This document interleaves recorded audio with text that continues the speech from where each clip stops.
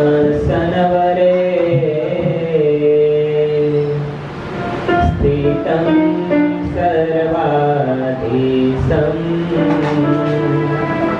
नखकिरणविद्योतितसवं स्थितश्चन्द्रपार्श्वं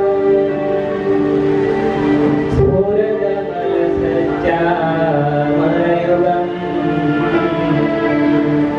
पुरुषं धन्यो लब्ध्वा नयनपथे नारायणमहं नयनपथे नारायणमहं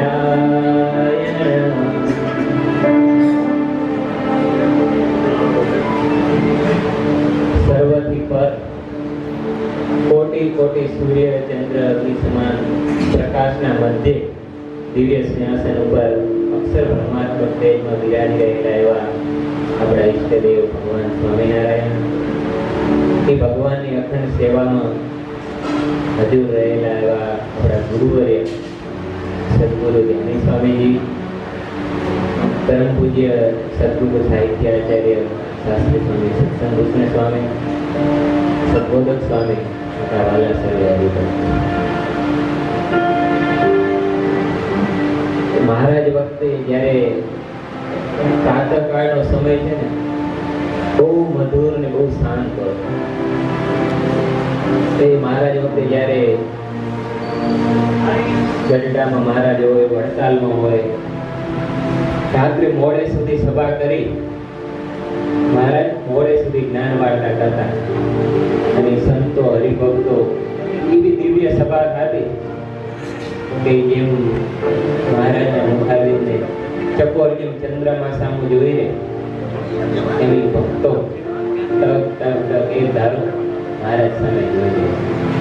એ સભા એવી તો દિવ્ય હતી. સ્વામી કહેતા એવી સભા જોઈ શત્રુ હાર્યા, કામ ક્રોધ લોભ મોહ મોત વિના માર્યા. મહારાજની પરમહંસોની સભા એમાં જે બ્રહ્મકિલોલ થતો, એટલી અદ્ભુત સભા હતી. એવો બ્રહ્મરક્ષ એવી તો છોડો ઉછળતી, એવો તો એમાં દિવ્ય આનંદ વરસતો કે એ સભામાં જે કોઈ બેસે એના કામ ક્રોધ લોભ મોહ, સ્વામી કે નિષ્કુળાન સ્વામી કે મોત વિના માર્યા. એ શત્રુ પછી એ ભક્તોના હૃદયમાં પ્રવેશ કરવા સમર્થ થાય એવી દિવ્ય સભા ભરી મોડે સુધી ભક્તોને અદ્ભુત દિવ્ય સુખ આપી પોતાના વચનામૃતો પછી મહારાજ પોઢી રહેતા. એ સંતો હરિભક્તો મહારાજના ચરણોની ચંપી કરી મોડી રાત્રે મહારાજની યાદોમાં એની સ્મૃતિમાં તેમ તેમ કરી રાત નિર્ગમન કરીને વહેલી સવાર પડે એની રાહ જોતા હોય કે ક્યારે સવાર પડે પાછા મહારાજના દર્શન કરવા માટે જઈએ. એમ કરતા કરતા સવારના 4, 4:30 જ્યારે બ્રાહ્મમુહૂર્તનો સમય થાય ત્યારે તો સંતો વહેલા વહેલા ઉઠી દેશો દેશથી ઘણા હરિભક્તો આવેલા હોય. એટલી શ્રદ્ધા હોય કે એમના બસ અંતરમાં રાત્રે ઊંઘ ના આવતી હોય મહારાજની યાદમાં કે પાછા સવારે ઉઠી મહારાજના દર્શન કરવા જાય. પાછી સવાર પડે એટલે પોતાની દેહ ક્રિયામાંથી વહેલા વહેલા પરવારી જ્યાં મહારાજ અક્ષર ઓવડીમાં કે જ્યાં પોતાના ઉતારો હોય વડતાલ વગેરે સ્થાન ત્યાં વહેલા સવારે હજી તો મહારાજ પોઢ્યા હોય ત્યાં જઈને બહાર બધા ઊભા રહી જાય. બહાર ભક્તોની ભીડ જામે, બધા રાહ જોતા હોય ક્યારે મહારાજ ઉઠે અને મહારાજના અદ્ભુત મુખારવિંદના દર્શન કરીએ. એ લાવો લેવા માટે સતત એમનો હૃદય તલપા પડો તલસતો હોય. એમાં મહારાજ ઉઠે ને અક્ષરોવડીમાંથી બહાર આવી ત્યાં બધાને દર્શન આપે. એ તો એવી અદ્ભુત દિવ્યતા, એવું અદ્ભુત એવી અદ્ભુતતા સર્જાય કે બધા જાણે કે વૃત્તિઓ એમના પ્રાણ ભગવાનના સ્વરૂપમાં મન પ્રાણ બધી કેટલી વૃત્તિઓ સ્થિર થઈ જાય. ત્યાં આવીને મહારાજ બહાર દાતણ કરવા બેસે.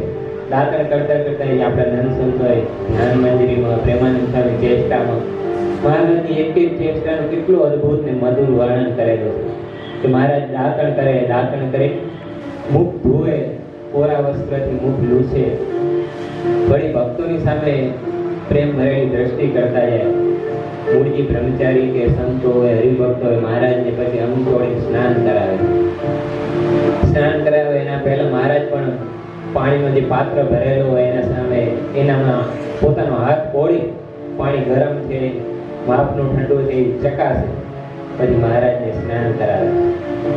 સ્નાન કરીને જ્યારે મહારાજ ઊભા હોય ત્યારે પ્રેમાનંદ સ્વામી લખ્યું કે સંતો ભક્તોની વૃત્તિઓ એવી તો ભગવાનમાં ચોંટી જતી કે શરીરનું ભાન ભૂલાઈ જતું. જેમ ચકોર હોય ચંદ્રને જોવા માટે પિંજરાને તોડી અને બહાર નીકળે, એમ બધાની વૃત્તિઓ શરીર દેહાભિમાનમાંથી બહાર નીકળી અને ભગવાનના સ્વરૂપમાં ચોંટી જતી. ભગવાન પણ જ્યારે નાયણ ઉભા હોય ત્યારે પ્રેમ ભરેલી દ્રષ્ટિ બધાની ઉપર અમૃતમય દ્રષ્ટિથી જોતા. પછી વસ્ત્રો પરિધાન કરી, નવા વસ્ત્રો ધારણ કરી મહારાજ સભામાં બિરાજમાન થતા. તો મહારાજની એક એક ચેષ્ટાઓ, એક એક ક્રિયાઓ એટલી બધી આનંદપ્રદ, એટલી બધી મધુર કે ભક્તોને સર્વ જે કહેવાય, જે કાંઈ સંપત્તિ કહેવાય, જે કાંઈ મહાસુખ કહેવાય, અક્ષર બ્રહ્મ સ્વરૂપના આનંદ કરતા પણ એ ભગવાનનું દર્શન, એમની લીલાઓ એ પરમ મહા આનંદકારી, એમના માટે હર પડે પડ બની રહે. આવી તો મહારાજની એક એક ચેષ્ટાઓ, એક એક લીલાઓ કે જેને આપણે સંભાળીએ તો મનની મલિનતા, મનમાં જે કાંઈ સંકલ્પ વિકલ્પો કે બીજી જે કાંઈ પણ આપણા અંતઃકરણમાં રહેલી વાસનાઓ એને ટળતા કાંઈ ભાર ના લાગે. તો આવી રીતે ભગવાનને સંભાળવાને એને સંતો ધ્યાન કહે છે. મુક્તાનંદ સ્વામી કીધું કેમ કે ભગવાનને આવી રીતે સંભાળ્યા વગર, ભગવાનની મૂર્તિમાં જોડાયા વગર કે ભગવાનનું ધ્યાન કર્યા વગર આપણા જન્મ મરણનું દુઃખ, આપણા મનની મલિનતા, મનની વાસના જેવી છે એમ ટળતી નથી. મન અંતઃકરણ શુદ્ધ થતું નથી ભગવાનના સ્વરૂપમાં જોડાયા વગર, ભગવાનનો પ્રેમ થયા વગર. એટલે ભગવાનમાં જ્યારે જોડાય ત્યારે જ મન શુદ્ધ થાય અને આપણે જન્મ મરણનો જે ત્રાસ છે એના થકી મુક્ત થાય. એટલે સંતોએ કીધું, હે ધ્યાન ધર હરિતનો અલ્પમતી અબળા તે થકી જન્મના દુઃખનાશે અવર વે પાર કરી અર્થ તાઈ નવસરે અવર વે પાર કરે અર્થ તાઈ નવસરે ઉગરે કઉ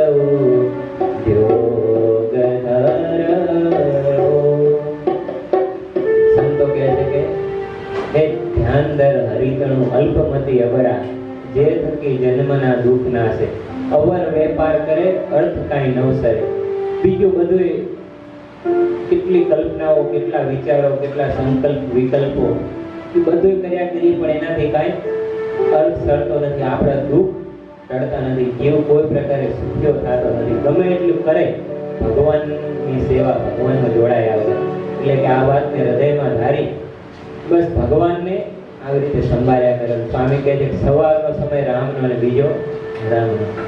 સવારના સમયે આવી રીતે રોજે નવા ભાવથી નવા મહારાજના ચરિત્રો અને એ પણ નિત્ય પ્રત્યે નવા સ્નેહ, ઉત્સાહપૂર્વક આપણે ભગવાનને સંભાળીએ તો એની અસર આખો દિવસ, એની દિવ્યતા આપણા અંતઃકરણમાં રહ્યા કરે. અને અંતઃકરણમાં દિવ્ય આનંદ આપણું રોમે રોમ સત્વગુણથી, સ્ફૂર્તિથી, ઉત્સાહથી ભરેલું રહે. અને ભગવાનમાં આવી રીતે જોડાયેલા રહીએ તો ભગવાનમાં પણ આખો દિવસ આપણે ભગવાનના સ્વરૂપમાં પ્રેમમગ્ન વીતે. બસ કરીને આટલું કરવાનું છે.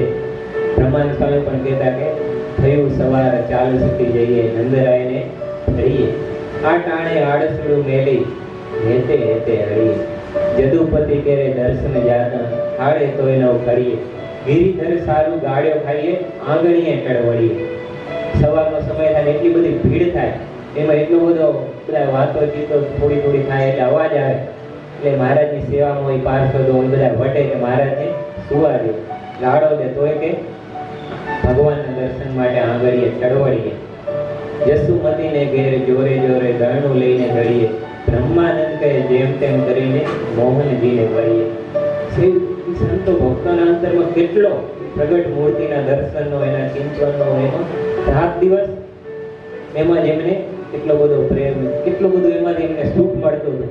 આપણને પણ આવી રીતે ભગવાનમાં જોડાઈએ તો એવા જ આપણે સુખ્યા થઈએ. તો આ મનુષ્ય દેહનો એ જ ખરો લાભ છે કે ભગવાનમાં જેમ તેમ કોઈ પણ રીતે ભગવાનના સ્વરૂપમાં આપણે જો જોડાઈ શકીએ તો પછી આપણે વાસના ટળતા કોઈ વાર નથી. સહજાનંદ સ્વામી મહારાજ.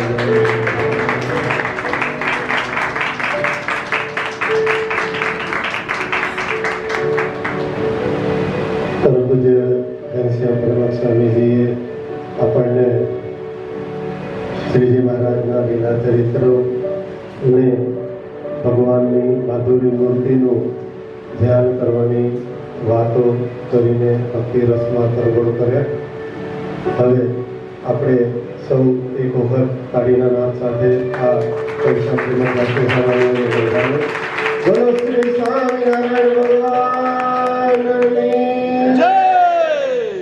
હવે પૂજ્ય સર્વોદય સ્વામીજીને હું વિનંતી કરીશ કે તેઓ તેમની અમૃતવાણીનો લાભ આપશે. પરમ પૂજ્ય સર્વોદય દાસજી સ્વામી.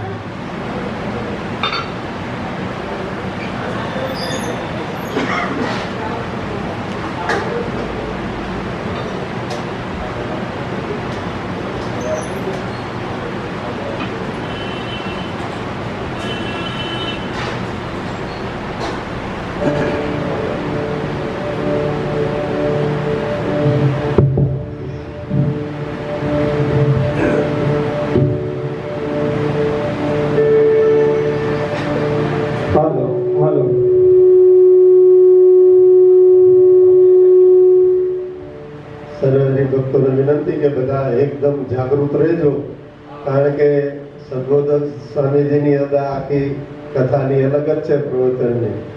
આપણે જો જરાક પણ આજુબાજુ કે મનજીભાઈ ક્યાંક ફરતા હશે તો એ શું બોલ્યા એ આપણા નયન કમળમાં કે હૃદય કમળમાં ઉતરશે નહીં, પણ બારોબાર હાલી જશે. તો હૃદય કમળમાં સ્વામીજીની બધી વાતો અંતર્ગત ઉતરે તેના માટે સૌ હરિભક્તો એકદમ સચેત રહીને આ સ્વામીજીનું પ્રવચન સાંભળવા સર્વ હરિભક્તો વિનંતી છે. એટલે મનજીભાઈને ક્યાંય ભટકતા ન મૂકી અને સદોદય સ્વામીજી જે જે સત્સંગની વાતો કરે એના ઉપર આપણે સૌ થોડું ધ્યાન દઈએ તો તેમની વાત આપણા અંતરમાં ઉતરશે. સજાનંદ સાહેબ.